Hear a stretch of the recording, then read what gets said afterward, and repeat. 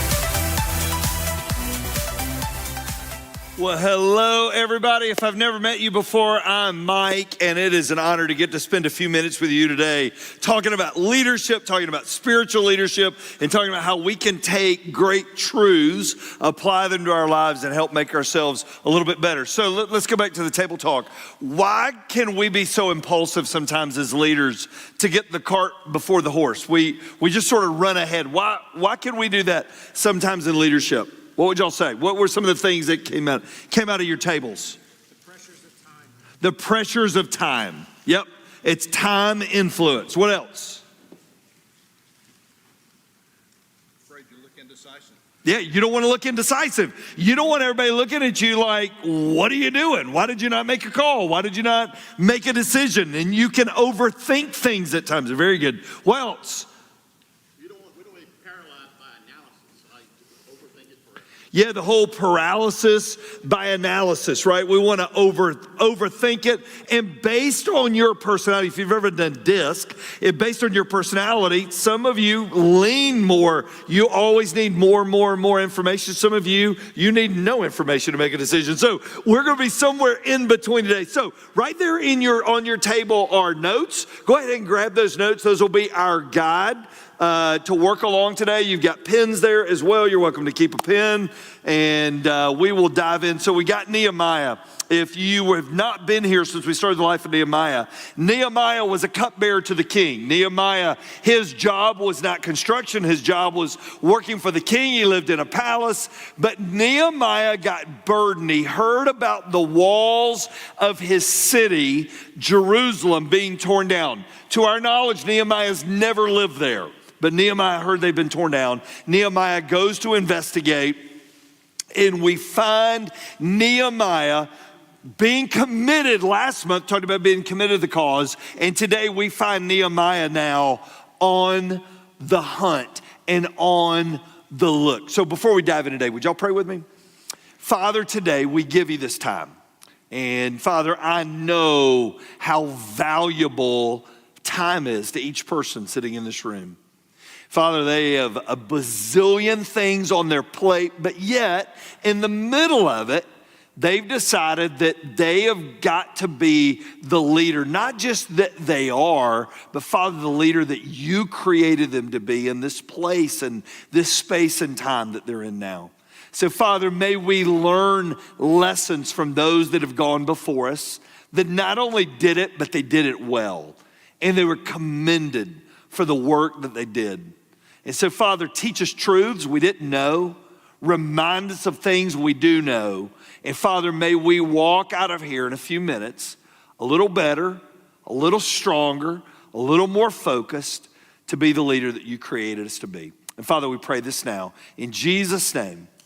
Amen. So before we dive in, how many of you would go, I am a leader who always wants more information? That's just how I am. I love lots of information. If that's you today, raise your hand.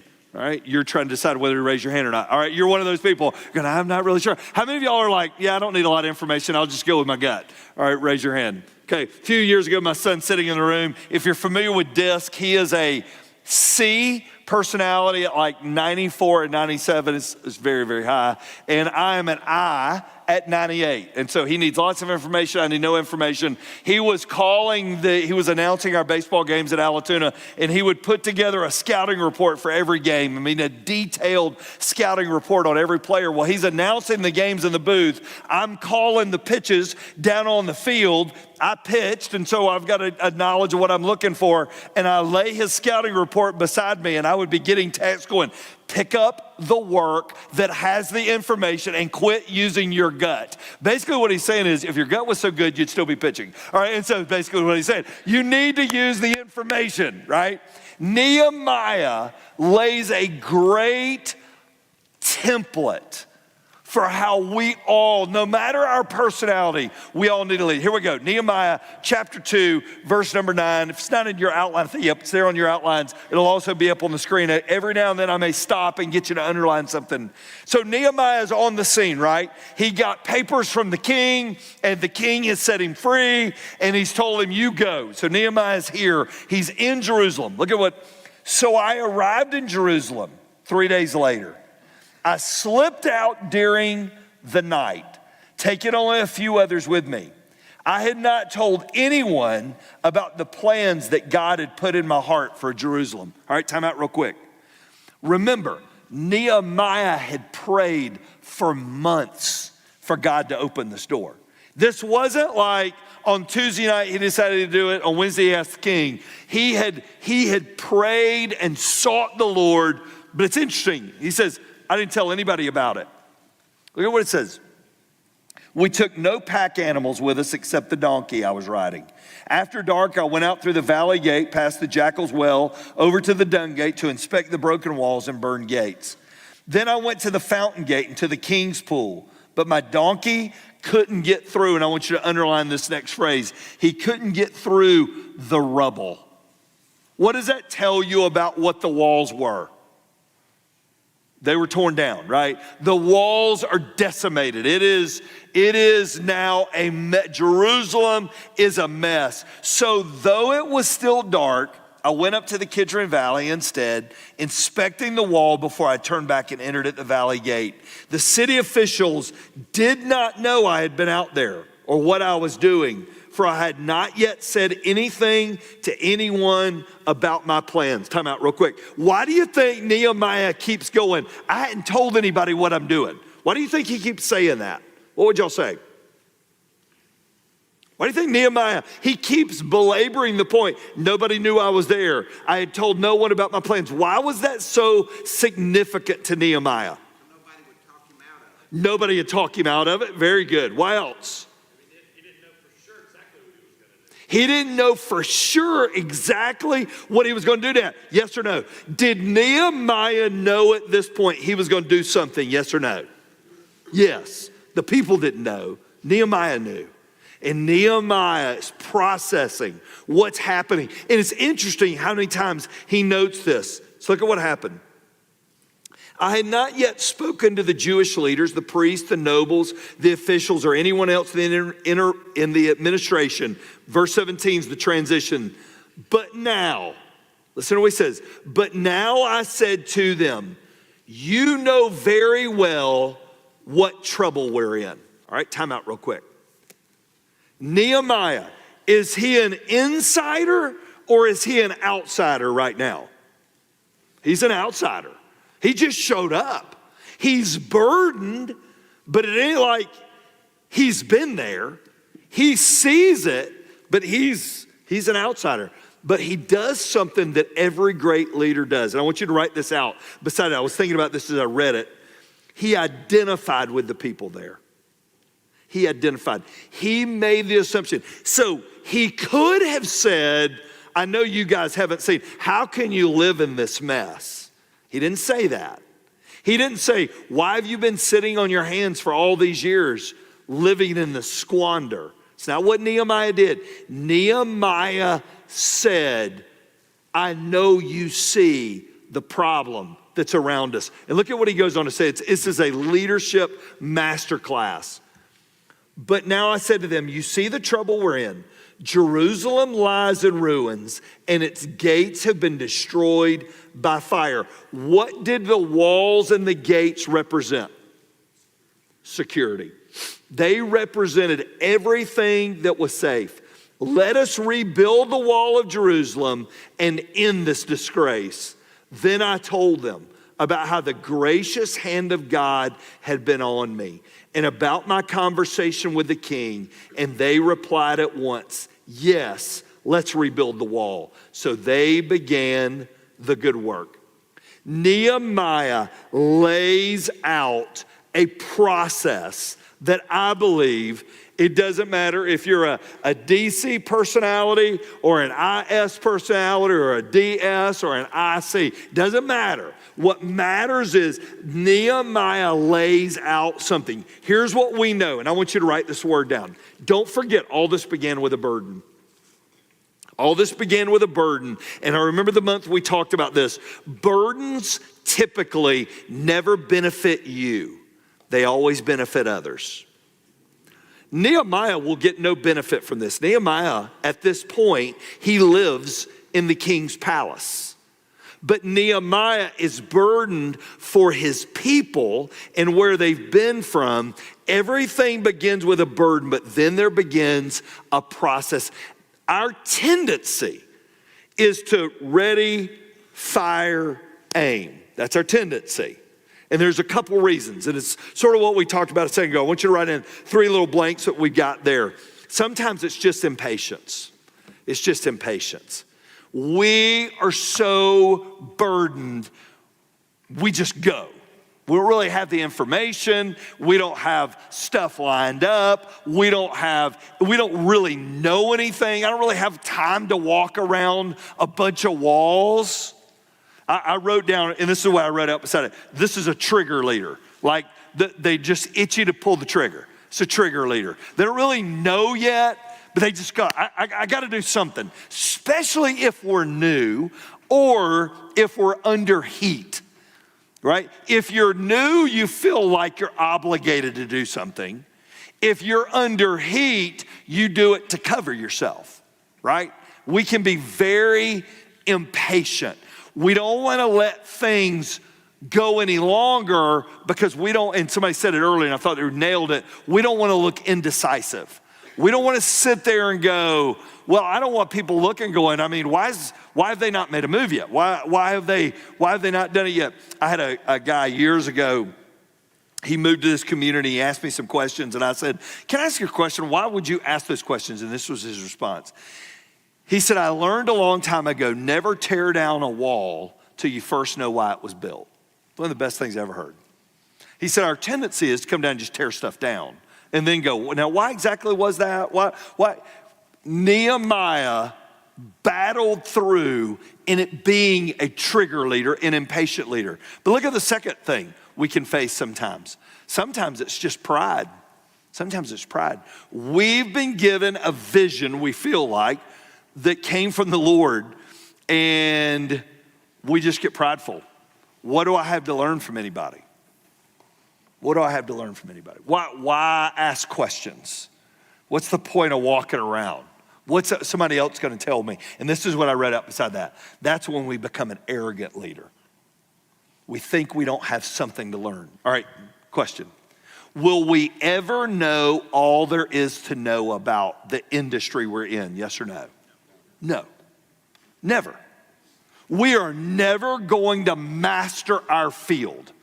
There's always something new to learn if we're not arrogant enough that keeps us from learning it, right? Arrogant leaders isolate themselves because here's the deal. An arrogant leader wants all the pats on the back when it goes right, but they don't want any of the problems when it goes wrong. So he battled through impatience, he battled through pride, and finally he battled through fear. So let's talk about this real quick. There's a fear if I find out how bad it is, I don't know if I can do it.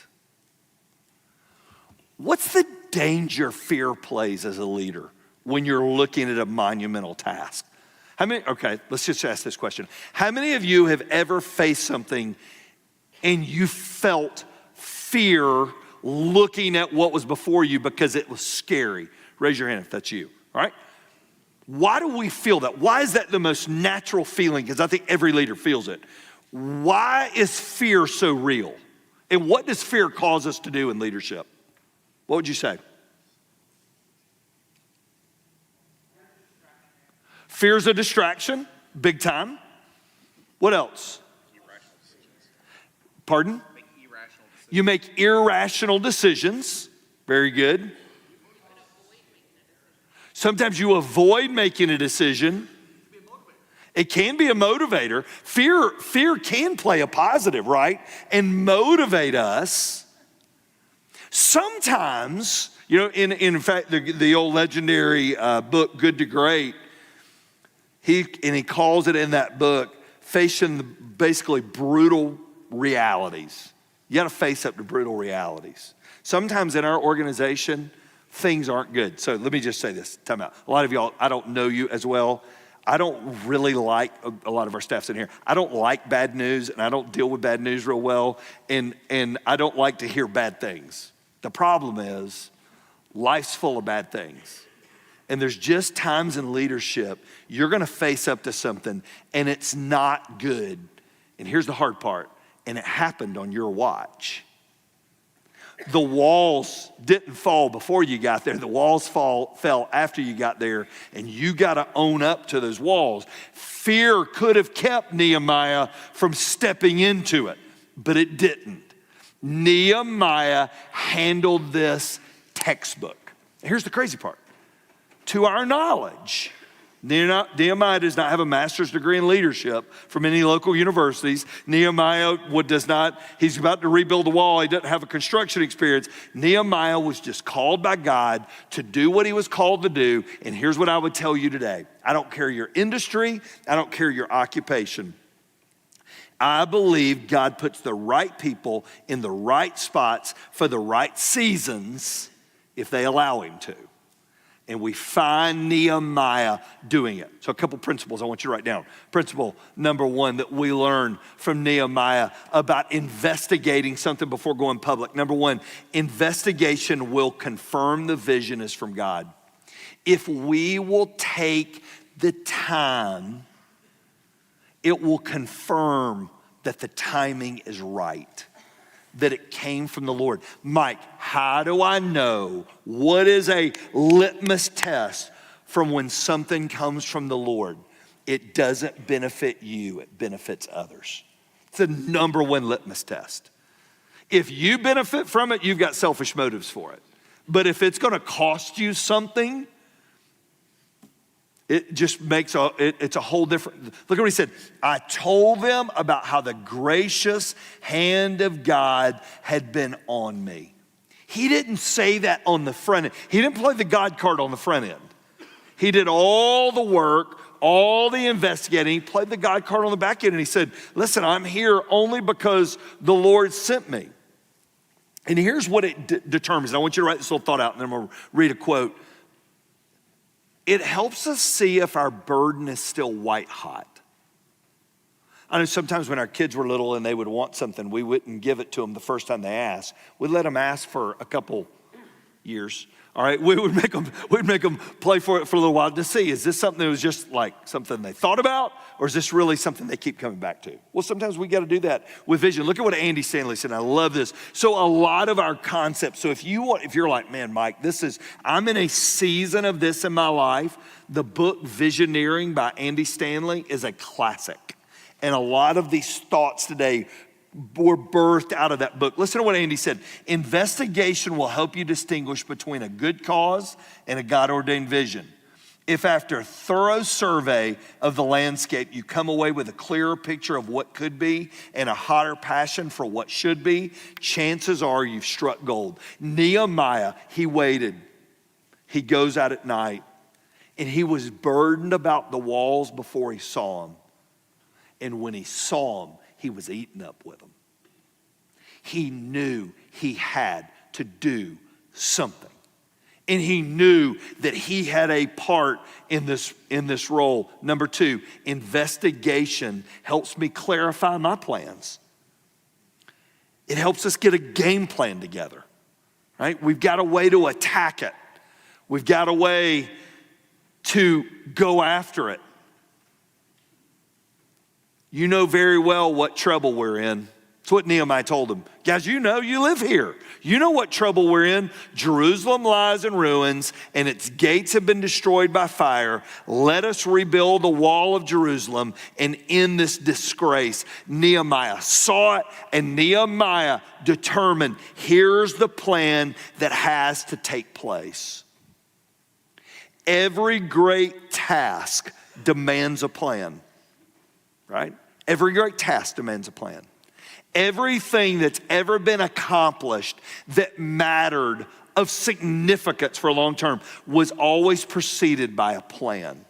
So spring football is about to crank up here in our county or across the state of Georgia. I was in a coach's office early this morning. They've got their plan already laid out on the board. Here's what's going to happen. It's all about getting ready for next fall because you always have a plan. We all do, no matter our industry, we have a plan.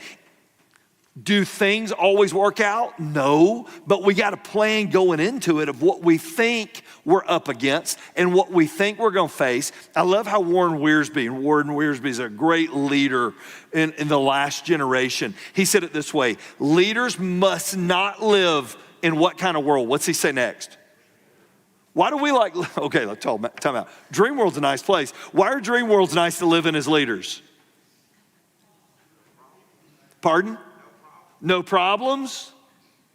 Whilst the dream world's nice, you do whatever you want. I mean, we don't know. To me, it's spring training in professional baseball.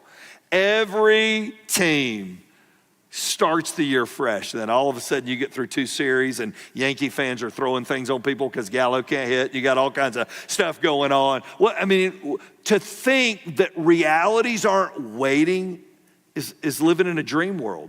Leaders must not live in a dream world. They must face facts honestly and accept the bad news as well as the good news. Nehemiah saw more at night than the resident saw in the daylight, for he saw the potential as well as the problems. That's what makes a leader.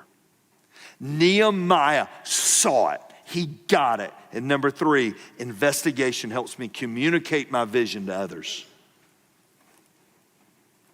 All God-ordained visions are shared visions. I want you to write a little reminder. You know this. This is simple. But we forget it. I want you to write this down. You can't do it alone. You can't. Had a great guy on my podcast Thursday last week. It'll be his 3rd time coming on. It'll release in August. It's Dr. Sam Chand. He's one of the greatest leaders in America. And he's written a new book, and the book is called Who's Holding Your Ladder?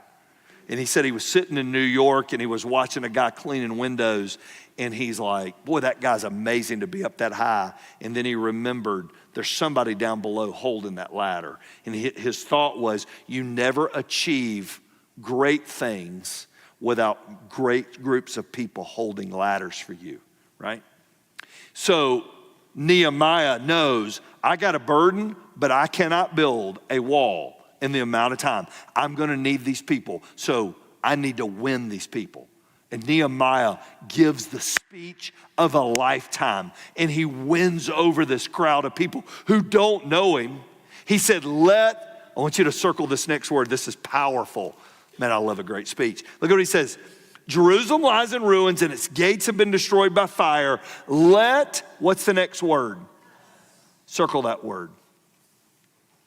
Me and you. He didn't look at him and go, you guys are gonna do a great job. I'm gonna go back to the king's palace and I hope everything turns out great here. That's not what he does. He said, let us rebuild the wall of Jerusalem in this disgrace. Then I told him about how the gracious hand of God had been on me and about my conversation with the king. And we learned 4 things from Nehemiah about vision casting. And this is powerful. Ready? Number 1, he identifies the problem. Jerusalem was desolate and the gates were down. Every great vision identifies a problem. So if you're vision casting for your organization, for your company, you've gotta isolate what the problem is. Second, you give a solution, right? We're gonna rebuild the wall. So it's not just I'm gonna tell you what the problem is, everybody knows the problem, but what's the solution? So, time out. Last year I was interviewing a guy named Jimmy Dykes. Jimmy Dykes is the number 2 ESPN basketball guy commentating. He was a former college basketball coach, written a great new book called The Film Didn't Lie. The Film Didn't Lie. And I said, okay, you've interviewed Krzyzewski, Dean Smith. You've interviewed the greatest basketball coaches of all time. You've sat courtside and watched them coach. What separates the great ones? It's one of the best answers I ever got. What separates the great coaches from the average coaches? This is what he said. Every coach can see the problem, but only the great ones have a solution to fix it. He said every coach sees it, but the great ones know how to fix it. They're the ones that can make a game time adjustment and fix it. Nehemiah not only had a vision of what could happen, he had a game plan of how they were going to do it. And you're going to be fascinated as we walk through what his game plan was in the coming months. And number 3, the reason something must be done. And I want you to write under this, there was a burning why. See, when we give the solution, we're beginning to imagine what life could be like if the wall got fixed and if things happen. But then there's the reason something must be done. What difference is it going to make if I accomplish this? It's the burning why. It's not the what. It's not the what of building the wall. It's the why. And that's what people in your organization, that's what people in our communities, that's what people in our country are dying to see. And number 4, letter D, the reason something must be done now. Nehemiah waited all this time. And he looks at him and he goes, and we're going to do it now. We are going to do it now. We are going to start this process now. Because if we wait, city may be gone. The area may be overtaken if we wait. I love Mark Coles, the president of the John Maxwell Companies. Mark said it this way: in order to be successful, a team must be able to see the picture of what they're trying to accomplish. A team that's unable to see the vision is like the person who was given all the pieces to a puzzle without the picture of what it was going to look like. It ends up producing nothing but frustration and failure. Nehemiah painted a picture of a preferable future. And guess what the people did? They went, let's go. And they were going to do the work with him. It wasn't like he sold something some other group was going to come in and build. No, he sold the goods to them. Now, here's what I want you to talk about at your tables. As a leader, what's your biggest struggle with vision?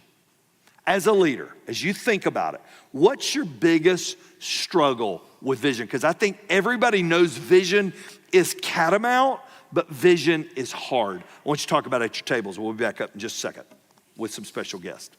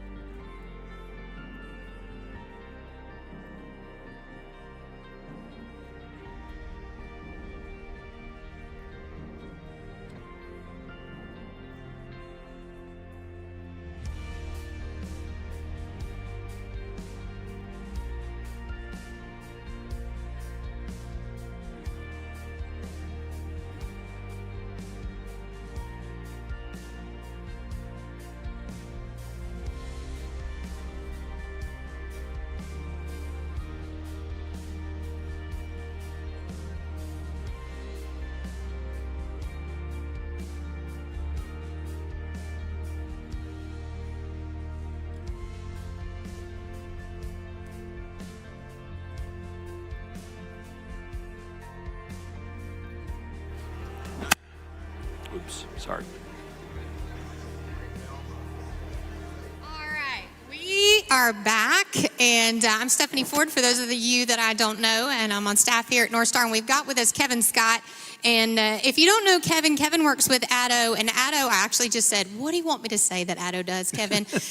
But they help to train leaders from the cradle through career. They're in over 1,000 schools. They work with Chick-fil-A. They work with the Braves. They work with the Baltimore Ravens. And so Kevin's perspective on leadership and all those different things I think is so vital. So before we get into some questions a little bit, I just wanted to see what thoughts, Kevin, you had based on what Mike shared, and then we'll jump off from there. Yeah, I thought today was awesome, Mike. When you think about how do you communicate that vision, I thought that was so key. And that framework of problem, solution, why, and I think I like that fourth one the best, why now? And what I have found is when we struggle to articulate the urgency of the vision, that's when we have trouble getting people on board. So I thought that was awesome and a good reminder that I'm going to take back to Addo today is problem, solution, why, and why now. So as you were talking about that, and we were talking about just especially those first few ones about why leaders don't fully investigate their visions. I think some of the greatest enemies of biblical vision are self-focus and apathy. And so I think if we're not willing to take those steps towards a Christ-honoring vision, then we're a little bit too comfortable with that status quo. So I think one of the things, we actually talked about this in one of our groups this week, is that as leaders, you have to purpose to have time to think about what you have to think about. And I think we've talked about that before, that pausing to do that feels very counterculture because it doesn't feel like you're actively doing anything, just sitting in your office and thinking. But what I want to talk about there is... So just on a personal note, my father-in-law passed away this last summer from dementia. And so we were just very intrigued with the way the mind works, the way the brain works. How is it that he is, at the end of his life, unable to do so many things, and yet he remembers how to do so many things? And they talked about just those pathways that your brain carves after years and years and years of doing the same thing. It's almost like that well-worn path where you can tell, a bunch of people have taken this shortcut before because everybody has walked through here. And so I want to talk a little bit about just a leader's thought life and kind of what takes us, because I think sometimes we're talking about how come we're not able to communicate our vision, or what are this about it. And I'd like to just start with, do we even know how to create a vision for our own lives personally? And what is it that's maybe stopping us that we haven't even taken the time to think about? If I say the phrase to you, practice makes, right? But my mom was my music teacher, my piano teacher growing up, and she would say practice makes permanent. Because if you practice, coaches, if you practice the wrong way, right, you're gonna do it the wrong way. So practice makes permanent. So what we're doing is carving those pathways into our brains and into our lives. So I wrote this down, and then we're going to talk about it. But the focus of our thoughts determines the framework of our life. So repetition becomes reflex. Reflex becomes routine. I shared these with Kevin earlier. Routine becomes action, and then action becomes identity. So how do we as leaders, first of all, make the time to think about what we're going to think about? And how do we make sure that what we're thinking about is God-honoring and forward-focused? Because, Kevin, we were even talking a few minutes ago about just mental health. So either one of you, whoever wants to talk about that. Yeah, there's a lot there. I want to hit two things. The first one is when you talk about taking the time to think, man, I struggle with that because I value success in a day based on how many things I cross off my to-do list. So I say sometimes I even write down really easy things on my to-do list so that I can get the sense of satisfaction of crossing them off. Anybody like that in here? I'm like, put on my clothes. Yep, it's going to be a good day because I need that momentum. And you're right, when you're thinking, if you're like, I'm going to block this, there's a leader, she calls it white space. Having that white space, you don't feel like you're accomplishing things. So I think I realize that's a gap in my own leadership. The second thing is, though, what you're thinking about. We do these things at Addo retreats where we have people share a different lesson. And one of them a couple years ago that I'll never forget, and this quote is gold to me, a guy named Patrick on our team said, what you meditate on, you magnify, and what you magnify controls you. So what you meditate on, you magnify, and what you magnify controls you. And he gave us this picture of like, if you're sitting in a movie theater with the big IMAX screen and you're at the front row, that image that you're playing over and over begins to control your mind. And it's this person that hurt you and this thing that went wrong and this fear of failure. And the more that you magnify it, the more that it controls you. And so you've got to start to have different thoughts. And some people think that's like pop psychology, like, oh, just change your thoughts. Well, the Bible says, as a man thinketh in his heart, so is he. And so it's a biblical truth that our thoughts determine who we become. So I think it's really important. It's really good. You know, and I think for every leader, there are so many demands on your schedule that accomplishing those demands becomes the accomplishment. And we've talked a lot about it with Mark Miller from Chick-fil-A. You're close with Mark, who's the high performance guy for Chick-fil-A. What does Mark and Tim Tassopoulos, what do they do with their schedule? Yeah, they both have these things. They call them library days because when you go to a public library, you're not supposed to be on your phone or doing those kind of things. And it's interesting, Tim Tassopoulos, the president of Chick-fil-A, when he got promoted to that level, he used to have one library day a month. And Andy, I'm sure knows, you think, okay, you get promoted now, surely you won't have a day a month, you can do that. And he said, no, when I got promoted, I went from 1 a month to 2 a month. I doubled that time because I need it just to think. Because our demand is to put out the fire in front of us. Can we all agree there's always a fire in front of you, right? Probably that you created most of them. And so there's always a fire that's in front of you and you got to put out the fire. And people are going, what's the vision? Where are we going? And you don't know because you haven't had time to think. And thinking has been the hardest part for me in leadership, finding that time to think. And so for me, I cannot think sitting in that office up the hill. I have to, and I do it in the evenings at a ball field with earbuds in. Half the time I don't have anything on, and I'm picking weeds and throwing them over the fence. I'm edging a warning track. Why do I do it? Because it's my time to think. It's when I get quiet space that I can think.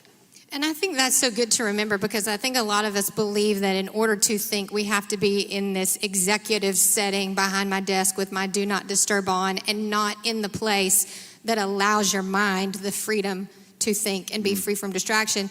You know, I can't, if, I have 4 kids, if I ever just say, I'm gonna work from home, I cannot work from home because I've seen all of the things that I have failed to accomplish at home while I'm trying to work from home. So find the spot that works for you, I think is what we're saying to do that. I wanted to talk just a minute. Several of our ladies in here were at Westridge this last weekend at an event called Cultivate, and the speaker there actually said something that really was interesting to me. He was speaking on Proverbs 29:18, and it says there, where there is no vision, the people will perish. And I've heard that my entire life, but I think in my mind, I always equated that to like an actual physical death. And one of the things that we talked about in this conference was it's not necessarily that, but it's that relationships will perish, that your zest and your goal will perish, your goals for life will perish. And so I guess my question there is, what do you do, number one, if you feel like you have no vision to cast? And then what do you do if you feel like you're in the organization where no vision has been cast and you're not, maybe you've been given the burden, but you don't have the ability to share that burden based on your position in the company. But you're feeling, because I bet if we went around the room and said, how many of you have ever felt like you've been in a season of perishing in whatever way that looks like for you, we would all affirm that. I would say I've had seasons here where I didn't know what the vision was. And that is the hardest thing to articulate to somebody. So what do? We never articulate it. We make up something. That's what we do. We lie to survive. And we go, well, here's something, and we just throw it out. Because we've all been in those seasons where we go, I don't know. There's no clarity. There's no, I'll get back with you. That is the hardest thing to tell people. But I think telling people I'll get back with you is way better than lying about something that is setting a course. And that's something I've had to grow in, definitely in leadership. Yeah, I agree with that. I think about our son, George, is almost 4, and he asks why 1,000 times, like just over and over and over again. And I think sometimes there are leaders who struggle to communicate a vision, and if you're in an organization and you feel like you're not getting the vision from a leader, it puts pressure on them. So I want to be careful how to do this, but I think asking them the question why, I think there's an old leadership management thing about asking why 5 times. Why? Well, then why do we do that? Why do we do that? And I think a lot of times when you ask why enough, even if that leader doesn't completely know it, it helps uncover for them the motives of what they're doing. So I just challenge people to do that if they have a leader and they feel like they're not getting the vision from them. And I know we're kind of wrapping up on our time here, but I want to go back to what, Mike, you were talking about not being able to do it alone. And we talked about in our group this week, the ladder holders. And I told Mike this rings true to me because my husband is in roofing.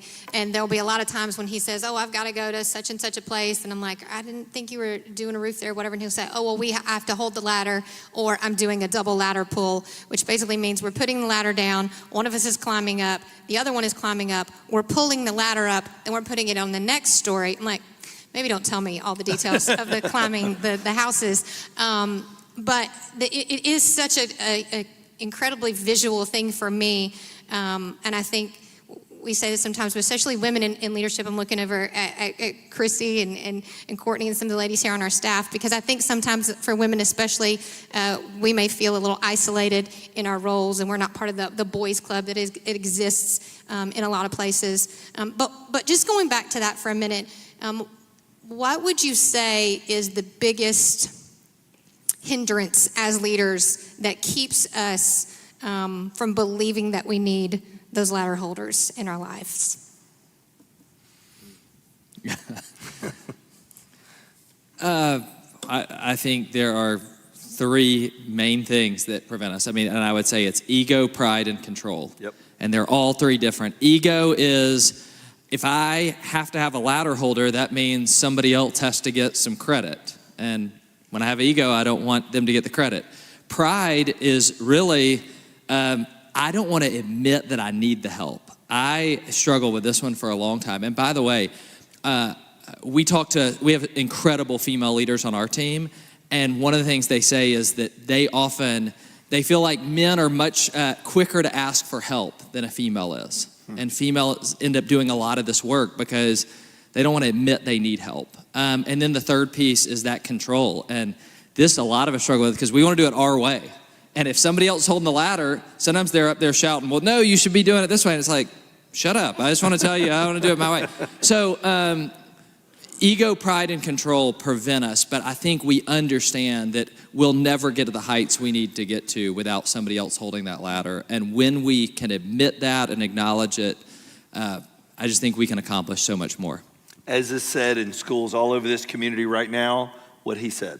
Right, what he said, right? What he said. That's the right answer. And it is, and you're only as good as the people holding the ladder. And this is what Sam said I thought was really interesting. And you never stop holding others' ladders. They're holding your ladder for this task, but your job as a leader, as they're climbing, is to hold their ladder. And to let them, and he said, every great ladder climber knows that the team around the ladder, his job or her job is to discover them, develop them, and deploy them. It's not to keep them around forever. And you never forget that. Don't ever think you made it by yourself. You didn't. It took them. And your job's not to keep them forever. Your job is to discover them, develop them, and deploy them and send them out. I think that's a great challenge for us as we wrap up today, to think about who those people are in your organizations, maybe whose you have been, who is yours now. Who do you need to be looking at to do that? And again, just communicating your vision. I've heard it said if we're not sick of communicating our vision, then we're not communicating it enough. And so maybe as you leave here today, challenging yourself with, have I taken the time to think, to pray, to ask God to instill His vision in me and not just my own vision. So thank you guys for being here. I'm going to ask Mike to wrap us in a word of prayer, and then we'll be dismissed.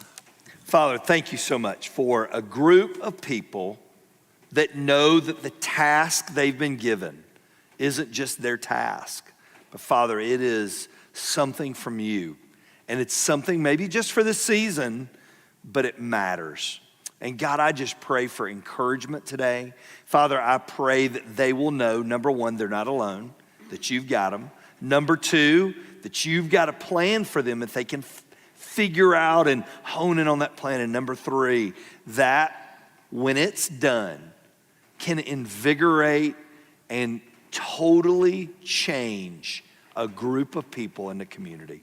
And so, Father, thanks for the lessons from Nehemiah. Thanks for the amazing people around these tables today. And God, may we go out and live for you in the spaces and the places that you've put us. Thanks again for our time. It's in Jesus' name that I pray. Amen.